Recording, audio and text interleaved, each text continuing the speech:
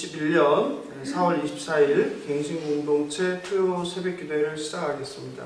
시편 2편 1절 7절까지 교도하시고 묵상 기도하시겠습니다. 그 유인물을 참고해 주시면 되겠습니다. 혹시 유인물을 못 받으신 분은 뒤편에 있으니까 가져다가 참고하시면 되겠습니다.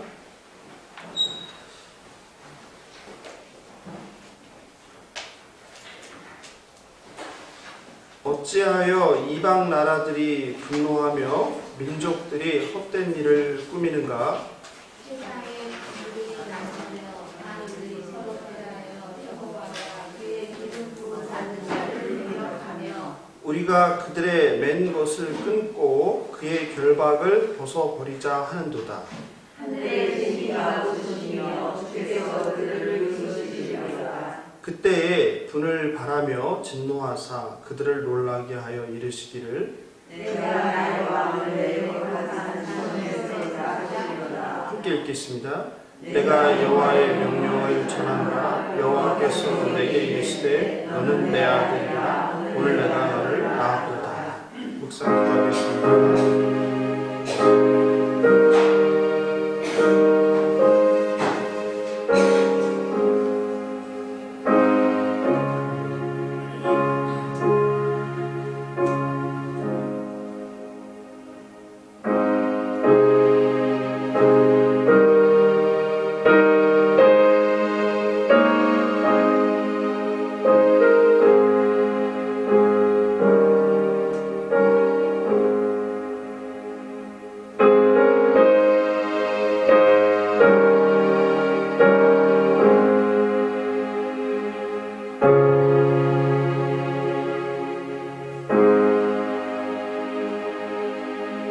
사도신경으로 우리의 신앙을 고백하겠습니다.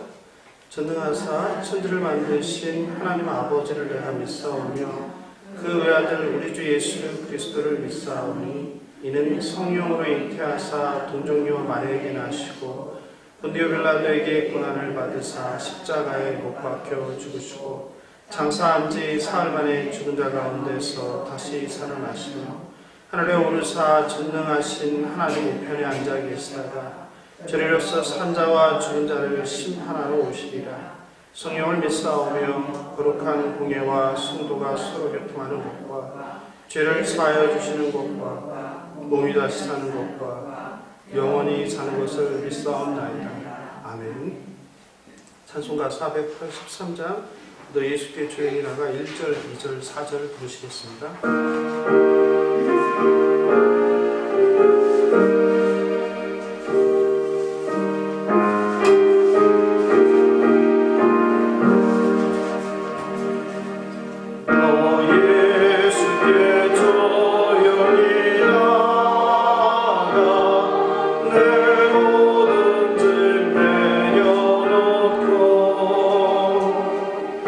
십자가 사랑을 믿어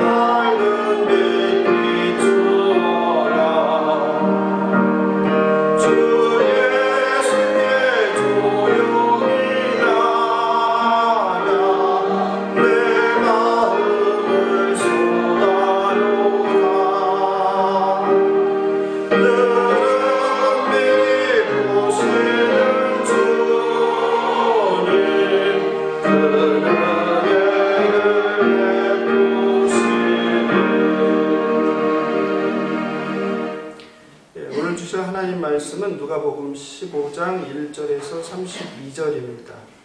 길어서 1절, 9절까지 읽고요. 그리고 마지막 31절, 32절 교독하도록 하겠습니다.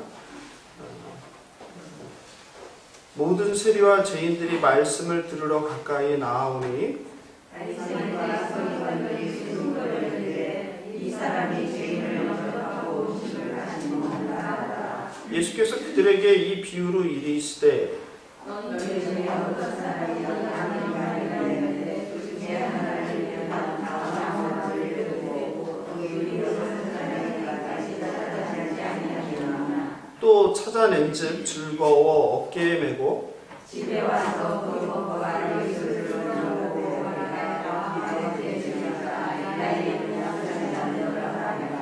내가 너희에게 이르노니 이와 같이 죄인 한 사람이 회개하면 하늘에서는 회개할 것 없는 의인 99으로 말미암아 기뻐하는 것보다 더하리라. 어떤 자가 열여덟 있는데 하나를 잃으면 불을 켜고 불을 쓰며 천하기까지 부지런하지 않으려니와. 또 찾아낸즉 벗과 이웃을 불러 모으고 말하되 나와 함께 즐기자 이른 드라크마를 찾아내었노라 하리라. 내가 너에게 이르노니 이와 같이 죄인 한 사람이 회개하면 하나님의 사자들 앞에 기쁨이 됩니다. 31절 보겠습니다. 아버지가 이르되 예 너는 항상 나와 함께 있으니 내 것이 다 내 것이로되 네게 인생으로 죽었다가 살아났으며 내가 잃었다가 얻었기로 우리가 즐거워하고 기뻐하는 것이 마땅하다 하니라. 아멘. 기도하겠습니다. 자비와 긍휼이 풍성하시고 노하기를 더디하시는 창조주 하나님 아버지, 죄로 죽을 수밖에 없는 저희를 불쌍히 여기사 예수님의 피의 공로로 하나님의 자녀 삼아 주시고 영생을 허락하여 주신 은혜에 감사드립니다. 오늘도 저희들에게 하루라는 선물을 허락하여 주셔서 이렇게 새벽을 깨워 가난한 마음 상한 심령으로 예배의 자리에 나와 겸손히 하나님 앞에 무릎 꿇습니다. 이 시간 하나님의 생명의 말씀으로 저희들을 새롭게 하여 주옵소서. 예수 그리스도의 십자가의 보혈로 마음과 몸이 병든 자에게 치유를, 사방이 문제에 둘러싸인 자에게 피할 길과 평안을, 경제적 어려움에 처한 자들에게 도움의 손길을, 절망과 우울함에 빠진 자들에게 소망과 기쁨을 허락하여 주시옵소서. 감사하며 생명 되신 예수님의 이름으로 기도합니다. 한 주간 동안 평안하셨는지요? 오늘은 누가복음 15장 하나님의 기쁨과 사랑이라는 제목으로 하나님께서 저희들에게 주시는 생명의 말씀의 은혜를 나눕니다. 지난주 14장은 잔치에 초대된 사람의 태도와 하나님 나라 잔치에 초대되는 사람들에 대한 일반 사람들의 기대와 예상이 빗나가는 반전에 대해서 말씀드렸습니다. 천국 잔치에 초대되었던 사람들은 땅을 사고 또 아파트를 사고 또 사랑하는 사람을 만나야 한다며 이것저것 핑계를 대고 잔치 초대를 받고도 참석을 거절했습니다.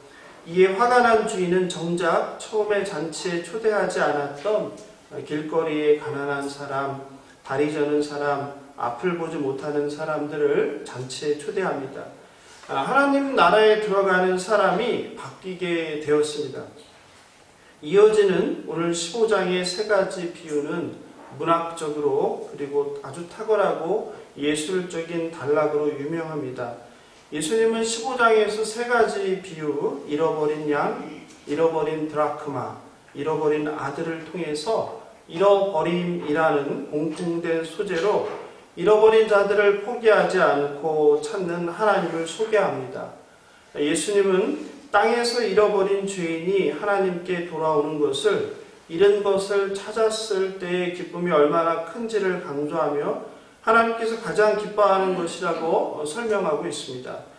그래서 신학자 라마르소는 15장을 세 번째 복음의 심장이라고 불렀습니다. 예수님은 죄인과 세리들과 음식을 먹으며 교제하고 있습니다. 이것을 본 바리새인과 서기관들이 수군수군거리며 비난합니다. 2절이죠. 바리새인과 서기관들이 수군거려 이르되 이 사람이 죄인을 영접하고 음식을 같이 먹는다 하더라. 누가는 1절의 세리와 죄인들과 2절의 바리새인과 서기관들이란 두 집단의 사람들을 대조합니다. 사회적으로 소외되고 지탄받는 사람들인 세리와 죄인, 반면에 사회적으로 힘을 가진 기득권층인 바리새인과 서기관입니다. 그런데 예수님은 소외되고 지탄받는 사람들과 함께 어울리고 있습니다. 이를 두고 힘있는 사람들이 수군거리며 비난합니다. 뒤에서 수군거림은 악인들의 특징입니다. 누가 무슨 일을 해도 문제를 제기하는 사람들이 있습니다. 아무리 옳은 일, 좋은 일을 해도 트집을 잡습니다.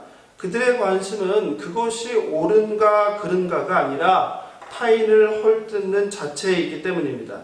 그래서 선의로 이웃과 공동체를 섬기다가 비판을 위한 비판에 상처를 받고 낙심하게 될 때가 있습니다. 순전한 마음으로 섬기는 것도 쉽지 않은데 자신의 의도와 상관없이 오해나 욕을 반복해서 듣다 보면 어느 순간 괜히 나서서 욕을 먹기보다는 차라리 아무것도 하지 않고 가만히 있어야겠다라며 수동적으로 변하게 됩니다.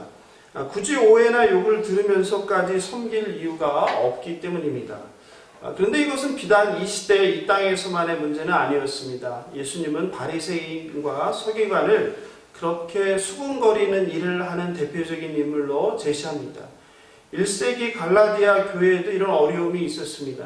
갈라디아서 6장 9절에서 선을 행할 때 받을 수 있는 공격, 비난에 대하여 어떻게 대응하는지 사도 바울은 말합니다. 우리가 선을 행하되 낙심하지 말지니 포기하지 아니하면 때가 이름에 거두리라. 선을 행할 때 다른 사람들의 수군거림으로 낙심하여 포기하면 안 됩니다. 옳은 일을 하는 것을 수군거리는 사람들이 문제이지 선한 일을 행하는 사람의 잘못이 아니기 때문입니다. 예수님은 잃어버린 자를 찾는 하나님의 긍휼과 자비, 그리고 잃어버린 자를 무시하고 비판하려는 인간의 부패한 본성인 교만과 자기의를 대조하고 있습니다.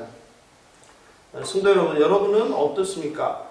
선한 일을 하다 사람들의 수군거림을 듣고 낙심하여 포기한 적은 없으신지요? 아니면 반대로 선한 일을 하는 누군가를 함께 팔을 걷고 돕지는 못할 망정 괜한 트집을 잡고 방해한 적은 없으셨는지요? 저와 여러분이 예수님의 천국잔치를 준비하는 일까지 망치는 오늘 본문의 바리새인과 같은 악한 일을 할 수 있다는 것을 유념해야 합니다. 또한 선한 일을 하다 오해나 비난을 받을 때도 사람의 말을 의식하거나 중단하지 말고 행하시기 바랍니다. 때가 이르면 거둔다는 하나님의 말씀만 의지하시는 저와 여러분 되길 소망합니다. 세 가지 비유를 큰 틀에서 살펴보면 세 개의 핵심 단어로 내용이 구성되어 있다는 걸 우리가 알 수 있습니다. 어떤 단어일까요? 잃어버림, 그리고 찾음, 그리고 뭡니까? 즐거워함, 기쁨이라는 단어였죠. 함께 성경 본문 가지고 한번 살펴볼까요? 4절입니다. 4절. 4절에 보면은 잃으면, 잃은 것, 이게 나오죠? 그리고 5절에 보면 찾아낸 즉 즐거워. 그리고 7절에 기뻐. 그리고 8절에 보면 다시 잃으면, 그리고 9절에 보면 찾아낸 즉 즐기자. 10절에 기쁨. 그죠? 그리고 24절을 가볼까요? 24절을 가보면 잃었다가 다시 얻었노라. 그들이 즐거워하더라. 32절에 기뻐하는 것. 그렇죠? 그래서 세 단어, 잃어버림, 찾음, 즐거움이란 공통적인 핵심 단어로 세 가지 비유가 이루어지고 있습니다. 첫 번째 잃어버린 양의 비유에서 양을 잃어버린 목자는 99마리 양을 두고 잃어버린 한 마리 양을 찾아 나왔습니다. 두 번째 한 드라크마를 잃어버린 한 여자는 잃어버린 드라크마를 찾기 위해 등불을 켜고 집을 쓸며 부지런하게 찾습니다. 세 번째 잃어버린 아들의 비유에서 아버지는 집 나간 둘째 아들을 노심초사하며 돌아오길 학수고대합니다. 세 가지 비유는 모두 잃어버린 것을 소중히 여겨 포기하지 않고 찾는 이야기입니다. 여러분도 소중한 것을 잃어버린 경험이 있을 것입니다. 반지, 시계, 지갑, 휴대전화, 그리고 돈. 순간 일이 손에 잡히지 않고 불안하고 속상합니다. 애를 태우며 기억을 더듬으며 마지막으로 그 물건을 확인했던 곳을 떠올려 봅니다. 잃어버린 것을 찾으면 다행이지만 그렇지 못할 때 상실의 고통이 오랫동안 지속됩니다. 이렇게 소중한 물건도 이렇게 마음이 힘든데 만약 그것이 사랑하는 사람이라면 그 고통은 이루 말할 수 없습니다. 도로를 운전하다 아주 오랜 세월 동안 저의 시선을 사로잡는 같은 현수막이 있습니다. 실종된 딸 송혜의 양을 찾는 현수막입니다. 아마 여러분도 보신 경험이 있을 것입니다. 1999년 2월 어느 날 평택 버스 정류장에서 내린 딸이 실종되었습니다. 그리고 22년이나 오랜 세월을 아빠는 딸을 찾아 모든 재산을 털어 현수막을 도로마다 걸고 전단을 뿌리며 전국의 거리를 헤매고 있습니다. 1999년 송량은 당시 만 17세 고3이었습니다. 몇 년간 아내와 전국을 딸을 찾으러 트럭으로 다니며 현수막을 달고 다녔지만 소용없었고 어느 순간 송량의 어머니는 심장병에 우울증까지 와서 아이의 전단을 품고 먼저 하늘나라로 떠났습니다. 40대였던 아버지는 이제 70이 되었는데 아직도 딸이 살아있을 것이라는 희망을 버리지 않고 근근히 생계를 이어가면서 여전히 전단과 현수막을 걸고 있습니다. 아버지 역시 허리 수술과 뇌경색 후유증으로 불편한 몸이지만 살아있을 딸을 기대하며 포기하지 않고 잃어버린 딸을 애타게 찾고 있습니다.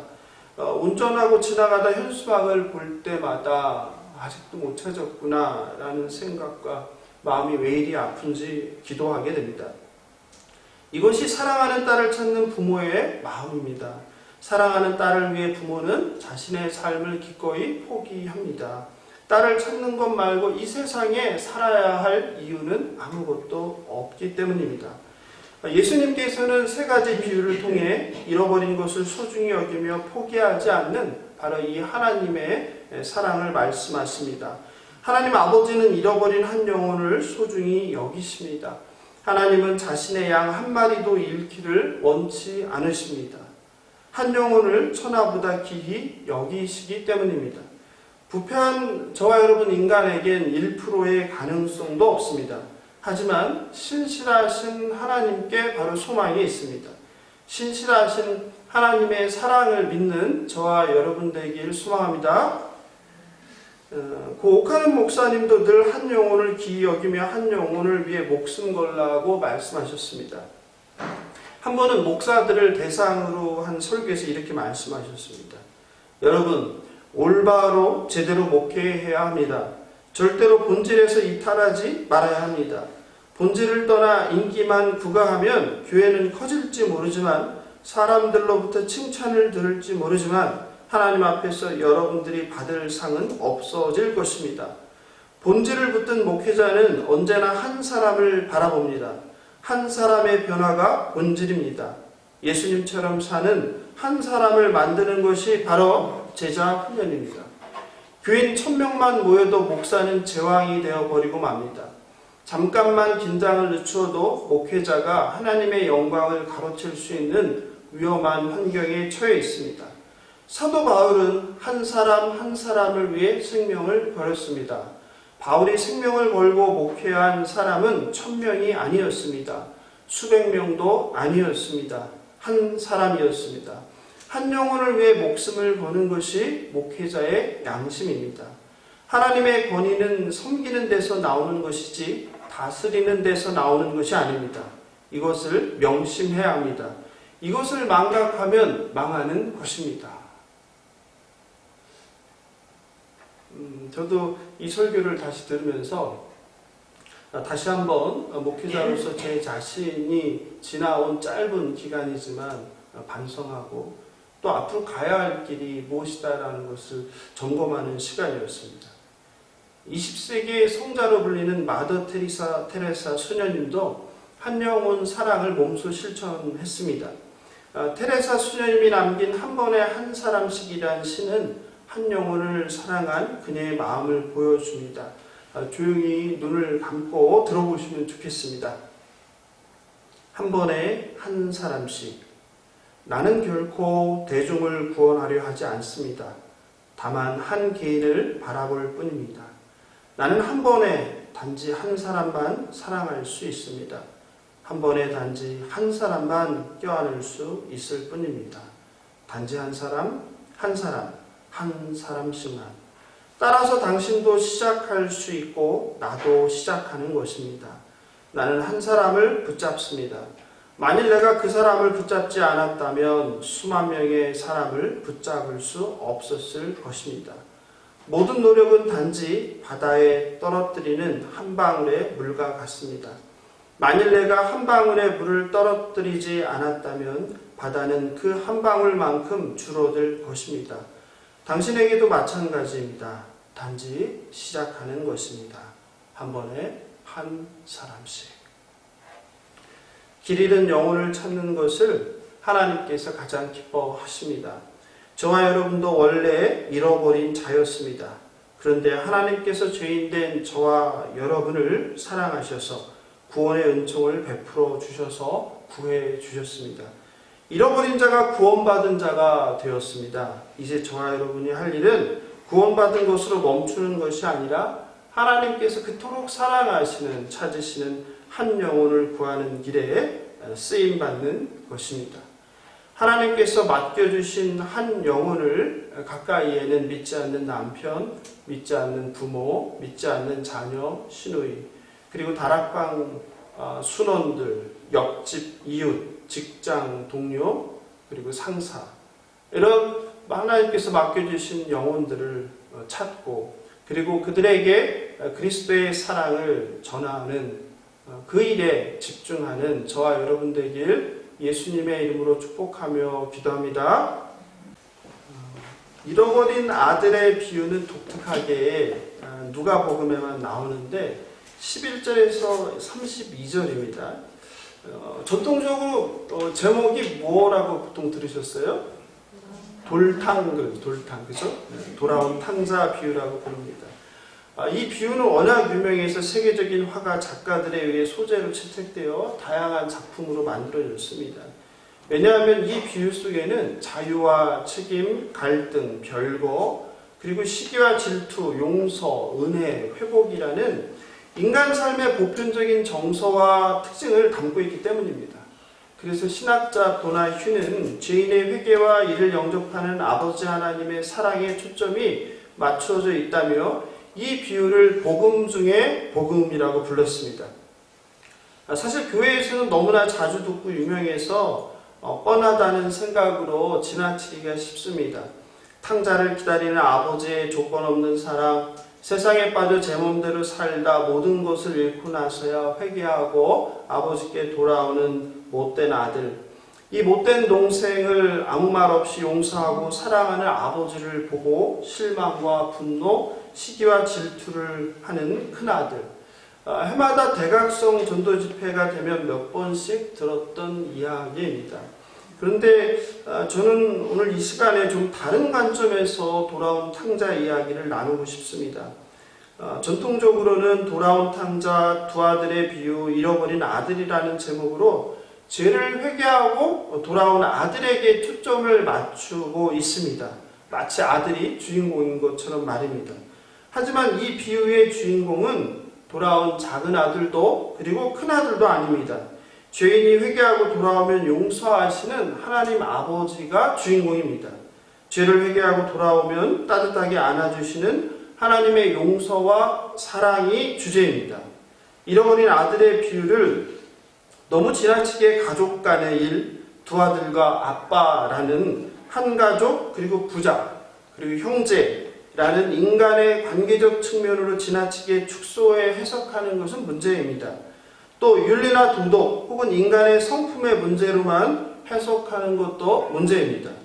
물론 이것이 틀렸다는 것은 아닙니다. 하지만 이렇게 축소하여 해석할 때 성경을 관통하는 하나님 나라의 거시적 관점에서의 하나님의 섭리와 구속사적 계획을 놓치기 쉽기 때문입니다. 예수님께서는 잃어버린 아들이 돌아온 이야기를 통해서 이스라엘 민족과 하나님 나라의 회복을 말합니다. 성경은 반복적으로 하나님을 버리고 우상 숭배에 빠진 이스라엘이 죄를 회개하면 용서받고 구원하시며 언약을 성취하는 하나님이라는 것을 보여주고 있습니다. 그러므로 오늘 돌아온 탕자의 비유는 하나님께서 창조하신 피조세계에 대한 거시적인 구속사적 의미로 이해하는 것이 중요합니다. 성경은 기본적으로 하나님의 창조, 인간의 타락, 그리고 구속, 회복의 이야기가 반복됩니다. 이스라엘 역사에서 가장 중요한 것은 애굽의 노예가 된 이스라엘이 민족적 해방을 한 출애굽 이야기입니다. 그러나 얼마 못 가 가나안 땅에서 비옥함과 풍요에 빠진 이스라엘은 다시 하나님을 버리고 이방의 우상들을 숭배합니다. 그 결과 이스라엘은 신흥 강국인 이방 민족에게 패하고 바벨론으로 포로로 끌려가 유배됩니다. 그리고 다시 오랜 시간 후에 바벨론에서 포로들이 이스라엘로 귀환합니다. 민족적 해방, 이스라엘의 구원을 의미합니다. 그러므로 우리가 오늘 읽은 돌아온 탕자의 비유도 거시적 관점에서 이스라엘의 타락과 하나님의 구원, 회복이라는 구속사적 관점에서 이해해야 합니다. 예수님께서는 24절과 32절에서 두 번 이런 사실을 반복합니다. 갑자기 아버지는 죽은 자의 부활을 말하며 종말론적 선포를 합니다. 그렇죠? 같이 한번 볼까요? 24절 읽어보겠습니다. 이 내 아들은 죽었다가 다시 살아났으며 내가 잃었다가 다시 얻었노라 하니 그들이 즐거워하더라. 32절입니다. 이 내 동생은 죽었다가 살아났으며 내가 잃었다가 얻었기로 우리가 즐거워하고 기뻐하는 것이 마땅하다. 아들이 고생했지만 죽은 건 아니었잖아요. 그죠? 근데 죽었다가 다시 살았다고 표현하고 있죠. 종말론적 표현이죠. 하나님을 버리고 우상 숭배로 죽었던 자, 죄라는 세상 재미에 빠져 죽었던 자가 다시 살아난 이야기가 바로 돌아온 아들 이야기입니다. 죄로 죽었던 이스라엘이 회개하여 죄사함을 받고 새로운 생명을 회복한 이야기가 바로 오늘 잃어버린 아들의 비유입니다. 둘째 아들은 세상 재미에 빠져 하나님인 아버지를 버리고 멀리 떠났습니다. 술과 여자에 빠져 허랑방탕하게 살면서 재산을 탕진하자 비참한 삶을 살게 됩니다. 14절에서 16절까지 그 아들의 비참함이 보이죠. 14절에 보면 그가 비로소 궁핍한지라. 15절에 보면 그 나라 백성 중 한 사람에게 붙여 사니 그가 그를 들러보내어 돼지를 치게 하였는데 16절 그가 돼지 먹는 지엽 열매로 배를 채우고자 하되 주는 자가 없는지라. 인간의 어리석음과 부패함은 실패하고 바닥에 떨어져서야 소중한지 몰랐던 것의 소중함을 깨닫게 됩니다. 자신이 배신했던 아버지가 떠오릅니다. 자신의 삶을 통제하는 데 답답하게 여겨졌던 그 아버지의 간섭이 사실은 나를 향한 아버지의 사랑이라는 것을 뒤늦게 깨닫고 그리워집니다. 자신의 잘못을 후회하고 신세를 한탄합니다. 자신의 그 후회와 한탄이 가장 잘 드러난 게 17절이죠. 나는 여기서 주려 죽는구나. 그런 점에서 둘째 아들인 탕자는 하나님을 버리고 이방신을 따라 우상 숭배에 빠진 이스라엘을 대표합니다. 반면에 첫째 아들은 틈만 나면 자신의 의를 자랑하는 종교인을 대표합니다. 큰아들이 바로 율법을 지키고 자기 의를 자랑하는 사람이었습니다. 29절이죠. 아버지께 대답하여 이르되 내가 여러 해 아버지를 섬겨 명을 어김이 없거늘. 그렇죠? 명을 어김이 없다. 율법을 준수했다는 의미죠. 자신의 노력과 희생을 자랑합니다. 바리새인과 율법학자들이죠. 그리고 다른 사람과 비교하며 스스로 불행에 빠집니다. 29절 30절이 절정이죠. 내가 여러 해 아버지를 섬겨 명을 어김이 없거늘 내게는 염소 새끼라도 주어 나와 내 벗으로 즐기게 하신 일이 없더니 아버지의 살림을 창녀들과 함께 삼켜버린 이 아들이 돌아오매 이를 위하여 살진 송아지를 잡으셨나이다. 시기와 질투, 타인과 비교하는 것이 얼마나 위험하고 그리고 비참한 것인지 큰아들을 통해 보여줍니다. 아버지는 돌아온 탕자, 돌아온 이스라엘로 기쁨의 잔치, 구원의 잔치를 열자고 초대하는데 형은 시기와 질투 그리고 자신의 의로 판단하고 비판하며 그 기쁨의 잔치, 천국의 잔치를 거부합니다.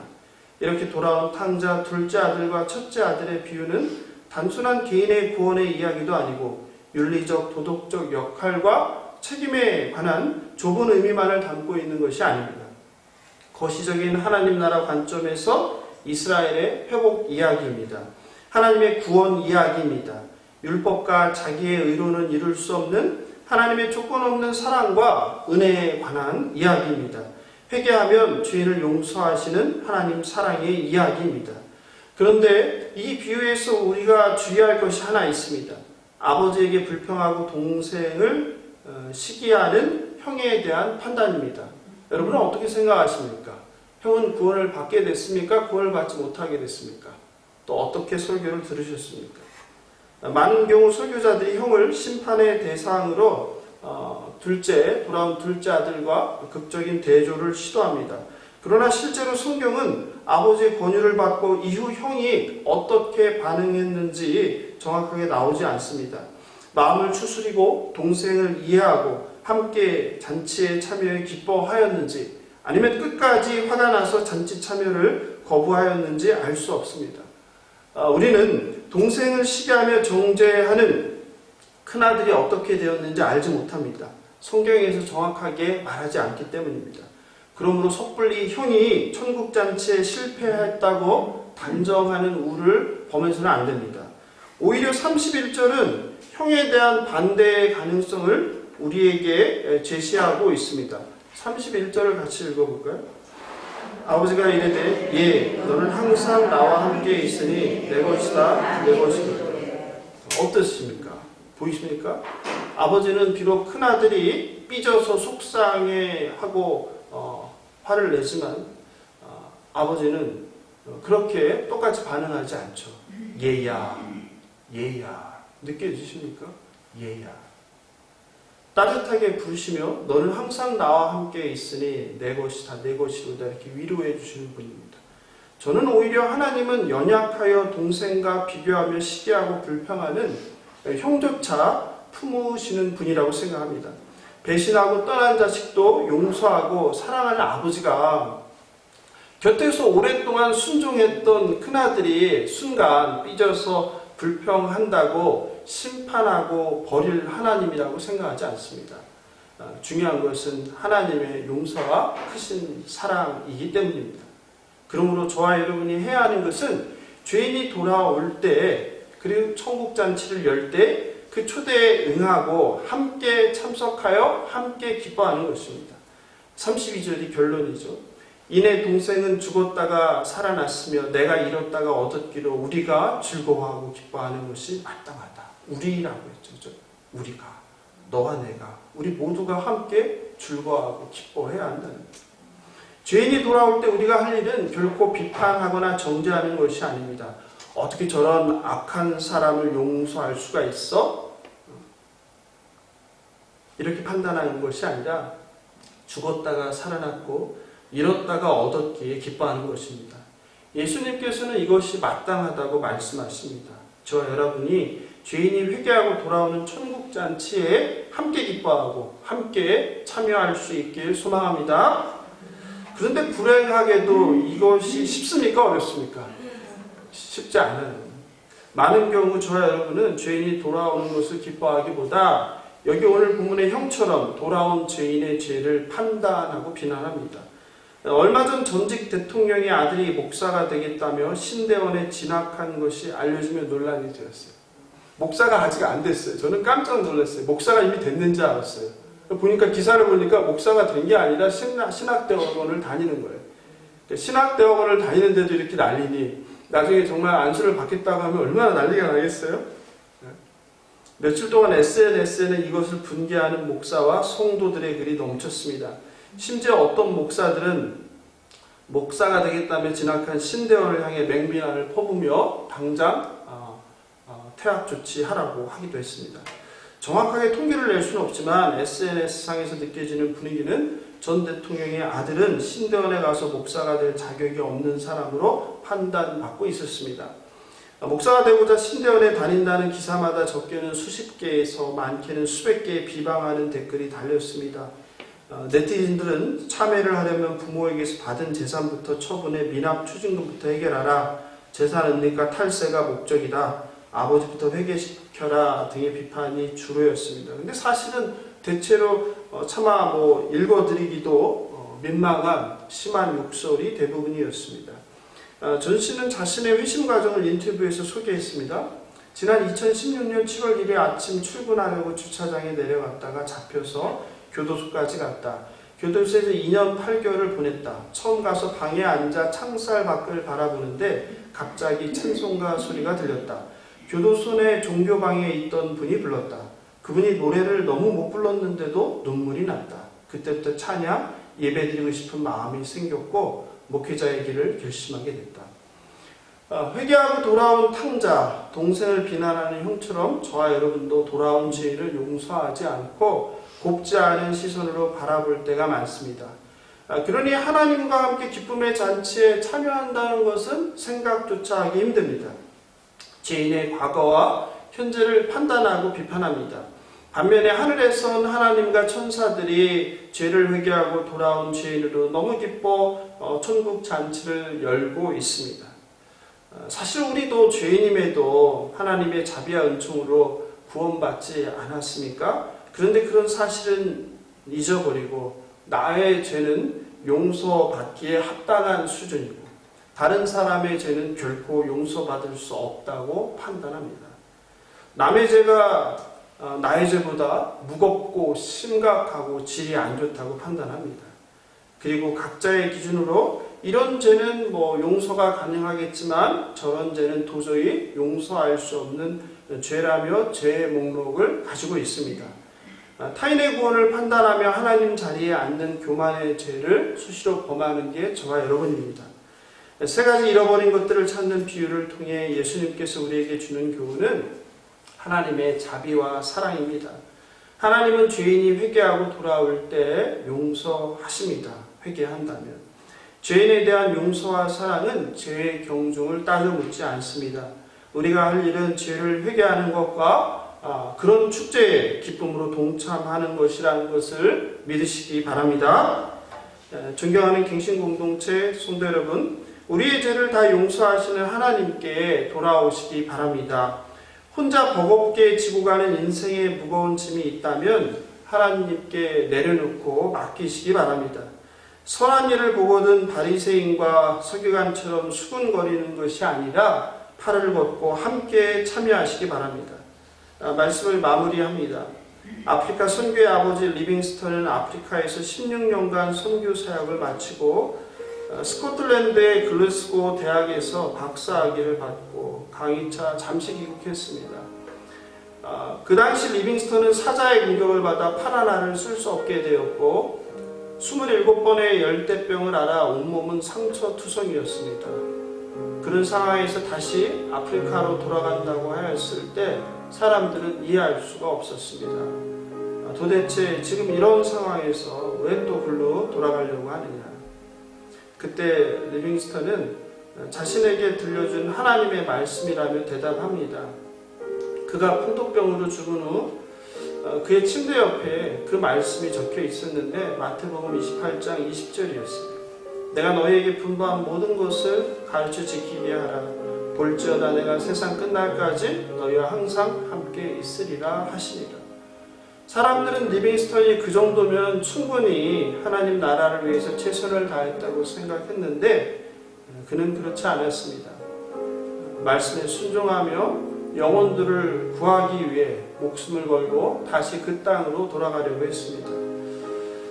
잃어버린 양을 찾아 나서는 목자, 잃어버린 동전 하나를 찾는 여인, 잃어버린 아들을 그냥 밤이나 낮이나 기다리시는 아버지. 갱신공동체 성도 여러분, 여러분은 8년의 교회 갱신 동안 잃어버린 한 영혼을 찾으셨는지요?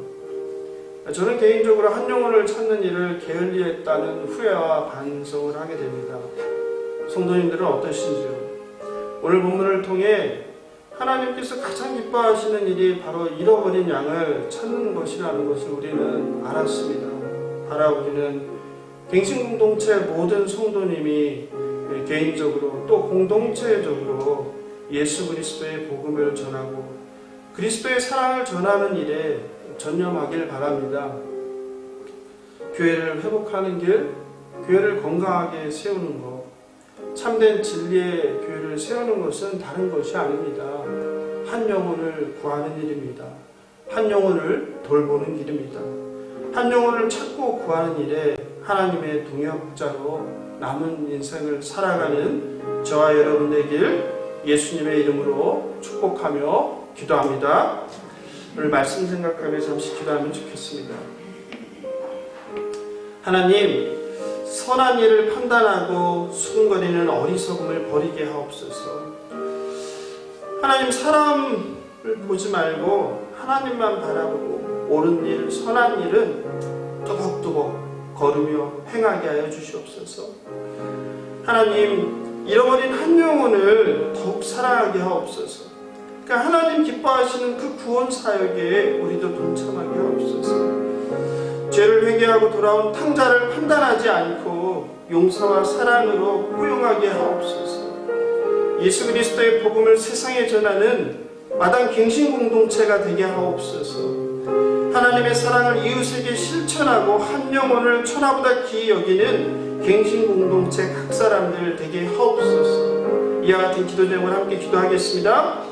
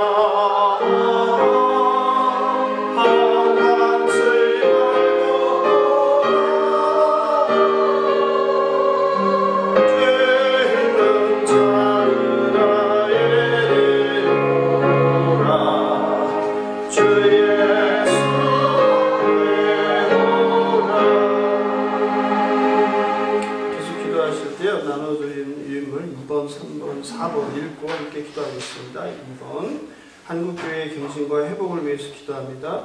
한국교회가 전도와 선교가 최우선 순위가 되게 하옵소서.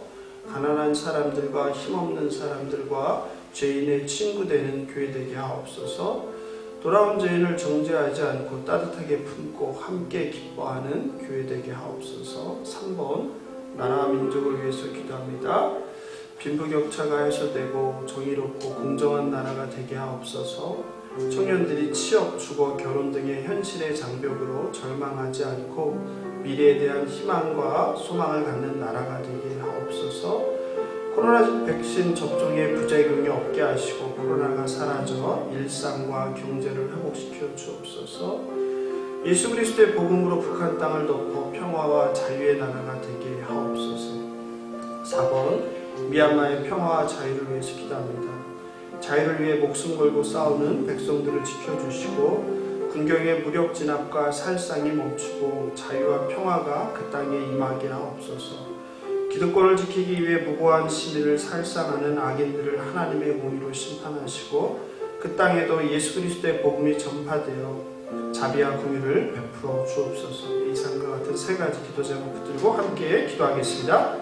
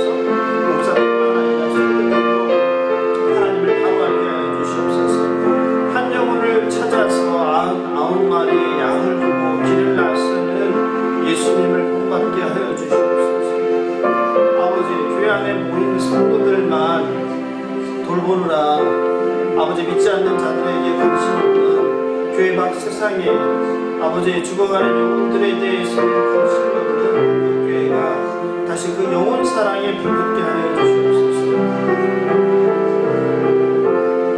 또 교회 안에서 아버지 돌아온 죄인들에 대해서 아버지 복제하는 시선들이 많습니다. 늘 판단합니다. 정죄합니다. 아버지 내 자신이 하나님께 구원받은 죄인임에도 불구하고 내가 그래도 저 사람보다 낫다라고 비교하고 평가합니다. 그래서 저 사람은 결코 구원받을 수 없는 사람이라고 판단합니다. 아버지 이렇게 판단하지 않게 하여 주시옵소서. 하나님 구원은 하나님의 전적인 주권이라는 것을 고백하고 구원 앞에 겸손한 죄인에게 하여 주시옵소서. 아버지 나라 민족을 위해서 기도합니다. 참 이 나라 어렵습니다. 쉽지 않습니다. 뉴스를 보다 보면 도대체 뭐가 뭔지 모를 정도로 혼란스러울 때가 많습니다. 아버지 빈부격차는 날로 달로 심해지고 있습니다. 아버지 청년들이 잘 살아보겠다는 꿈을 이뤄가고 있습니다. 취업이 안 됩니다. 아버지 부동산 급등으로 살 집을 마련하기 힘듭니다. 그러니 결혼은 꿈꾸기도 힘듭니다. 하나님 아버지 청년들을 불쌍히 여겨주시고 아버지 청년들이 꿈꾸는 나라가 되게 하여 주시옵소서. 청년들이 미래에 대해서 희망을 갖는 나라가 되게 하여 주시옵소서. 아버지 원하는 자신의 능력을 발휘할 수 있는 직장을 갖게 하시고 아버지 비싸지 않게 열심히 최선을 다하며 마련할 수 있는 주거 공간을 허락하여 주시고 아버지 사랑하는 사람을 만나서 아이를 낳고 행복한 삶을 꿈꾸는 그런 청년들 되게 하여 주시옵소서. 하나님 코로나로 인해서 참 힘듭니다. 1년이 넘었는데 아직도 아버지 코로나로 인해서 일상을 빼앗기고 제한된 삶을 살아갑니다. 특별히 자영업자들이 얼마나 고통 가운데 있는지 모릅니다. 하나님 불쌍히 여겨주시옵소서. 백신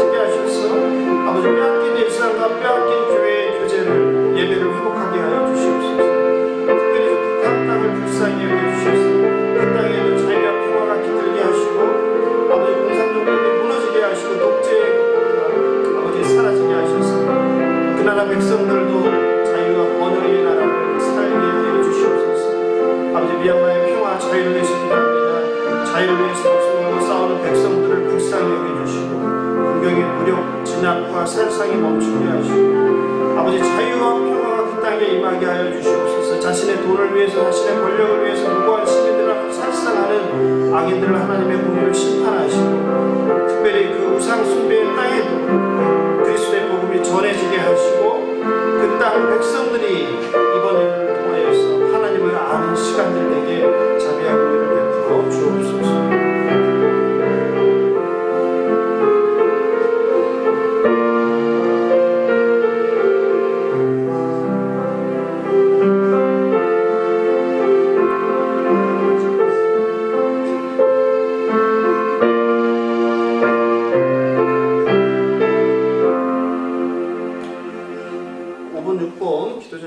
기도하겠습니다. 5번 2021년 갱신공동체를 위해서 기도합니다. 갱신공동체가 한 영혼을 사랑하며 복음을 전하는 일에 앞장서게 하옵소서. 가난한 자, 힘없는 자, 소외된 자에게 그리스도의 사랑을 실천하게 하옵소서. 지도자들에게 지혜와 명철과 분별력을 주셔서 공동체를 온유와 겸손으로 섬기며 진리의 길로 이끌게 하옵소서. 주일학교, 경조부, 예배부, 순장반, 대학부, 청년부 각 부서마다 성령 충만으로 기쁨과 감사가 넘치는 공동체 되게 하옵소서. 6번 공동체 환우들을 위하여 기도합니다. 상한 갈대를 꺾지 않으시고 꺼져가는 등불도 끄지 않으시는 하나님께서 자비와 긍휼을 환우와 가족들에게 베풀어 주옵소서. 권 집사님, 김집사 집사님 지난주에 좀 어려운 결정을 하셨습니다. 그래서 좀 일반 중환자실에서 다른 병실로 옮기게 하셔서 가족들과 좀 마지막 인사를 나눌 수 있도록 하나님께서 자비를 베풀어 주시도록 기도해 주시면 좋겠고, 백혈병으로 고통받는 최 집사님, 오랫동안 침상에 나온 청년, 그리고 폐암과 싸우는 권사님, 림프암, 대장암, 각종 암으로 고통받는 하나님의 아들, 딸들을 불쌍히 여겨 치유의 은총을 주옵소서.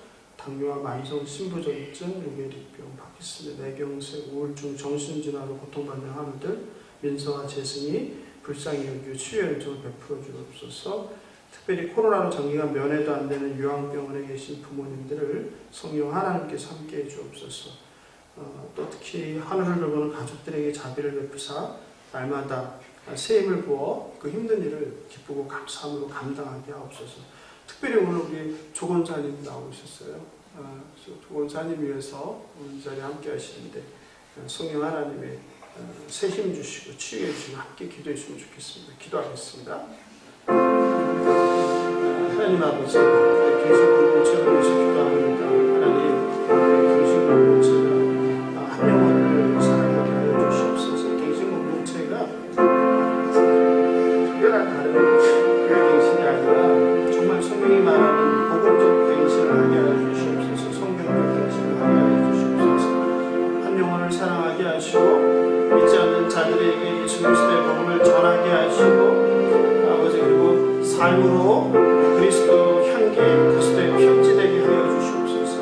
가난한 이웃들의 친구가 되게 하시고 소외된 자들과 핍박받는 자들의, 그리고 나그네와 고아 가부의 친구되는 그런 갱신공동체 되게 하여 주시옵소서. 지도자들에게 지혜와 명철과 분별력을 주시고 공동체를 온유한 겸손으로 섬기고 무엇보다도 이 공동체를 진리의 길로 이끌 수 있도록 인도하여 주시옵소서.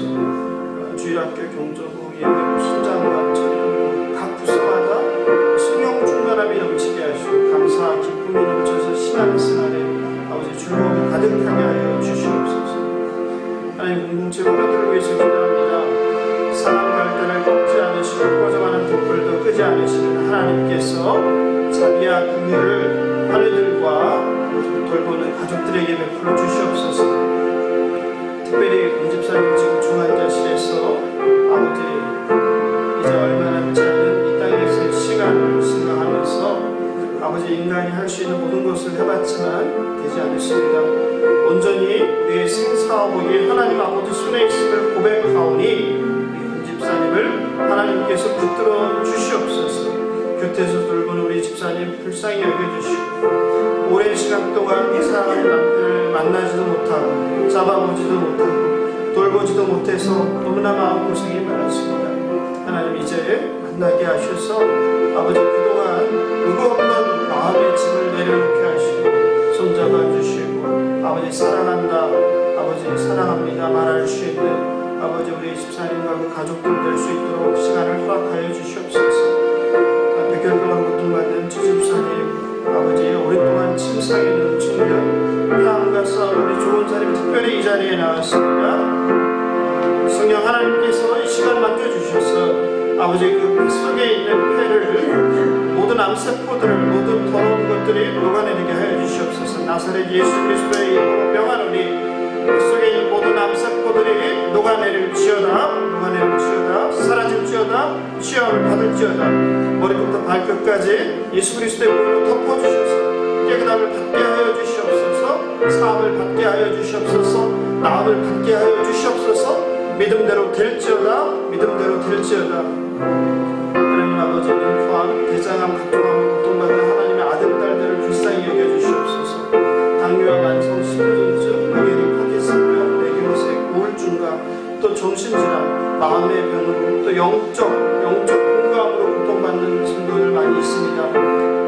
이 모양 저 모양의 많은 상처들로 아버지 마음 가운데 가시들이 있는 성도들이 있습니다. 주님 불쌍히 여겨주셔서 이 시간 아버지 말씀으로 회복시켜 주시옵소서. 성령 하나님께서 이 시간 그 마음 가운데 아버지 모든 근심과 염려와 걱정이 사라지게 하여 주시옵소서. 아버지 민서와 재승이 불쌍히 여겨주시고 특별히 코로나로 장기간 면회도 안 되는 부모님들로 걱정이 많습니다. 성령 하나님께서 아버지 비록 가족들을 만나지는 못하지만 부모님들이 외로워하지 않게 하시고 또 오해하지 않게 하시고 아버지 이 시간 동안 성령 하나님과 친밀히 교제하는 우리 부모님들 될 수 있도록 인도하여 주시옵소서.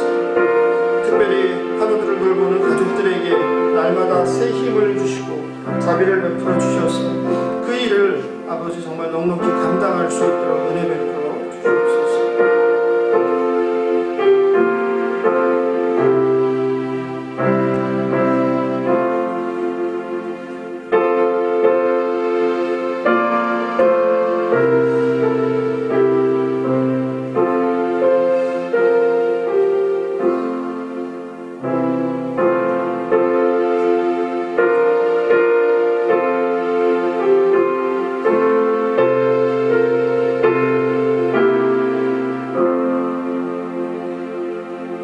자비가 많으시고 노하기를 더디하시는 하나님 아버지, 하루의 시작을 온전히 주님께 드리며 말씀과 기도로 시작할 수 있는 건강과 환경을 허락하여 주시니 감사합니다. 죄인된 저희들을 용서해 주시고 사랑으로 품어 구원의 은총을 이 자격 없는 자에게 주심에 감사드립니다. 이런 구원의 놀라운 은총을 입고도 여전히 다른 사람들의 죄를 판단하고 정죄하는 저희들을 용서하여 주옵소서. 한 영혼을 위해 99마리 양을 두고 찾아나서는 그 주님의 크고 놀라운 사랑을 본받길 원합니다. 세상 재미와 영향력을 쫓는 삶이 아니라 하나님의 잃어버린 양을 찾는 일에 땀을 흘려 남은 인생을 매진할 수 있는, 그래서 하나님의 그 기쁨에 함께 동참하는 저희들 각 사람과 갱신 공동체 되게 인도하여 주시옵소서. 감사하며 생명 되신 예수님의 이름으로 기도합니다. 토요일 새벽 기도회를 함께 해주신 성도님들께 진심으로 감사드립니다. 새벽 기도 후에도 시간이 허락되신 분들은 각자의 초소에서 계속 마음을 모아 기도해 주시면 좋겠습니다. 주님께서 가르쳐 주신 기도로 새벽 기도회를 마치겠습니다. 하늘에 계신 우리 아버지여, 이름이 거룩히 여김을 받으시오며 나라가 임하옵시며 뜻이 하늘에서 이룬 것 같이 땅에서도 이루어지이다. 오늘날 우리에게 일용할 양식을 주옵시고 우리가 우리에게 죄 지은 자를 사하여 준 것 같이 우리 죄를 사하여 주옵시고 우리를 시험에 들게 하지 마옵시고 다만 악에서 구하옵소서. 되게 나라와 권세와 영광이 아버지께 영원히 싸움나이다. 아멘.